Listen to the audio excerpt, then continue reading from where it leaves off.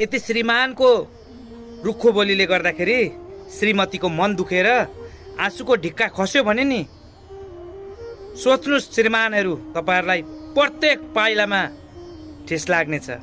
किन थाहा छ? घरको लक्ष्मीलाई रुवाएर आँसु झार्नु भएको छ तपाईहरुले। यो कुरा कहिले पनि नबिर्सिनुस् तपाईहरु।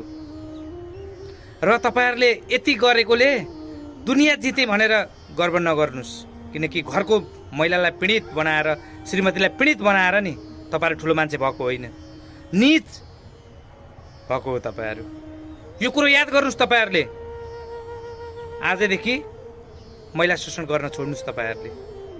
यदि सक्नुहुन्छ भने साथ दिनुस्, सक्नुहुन्न भने अन्याय पनि नगर्नुस् तपाईहरुले। यो सम्पूर्ण पुरुष मित्रहरुको लागि भन्दैछु मैले।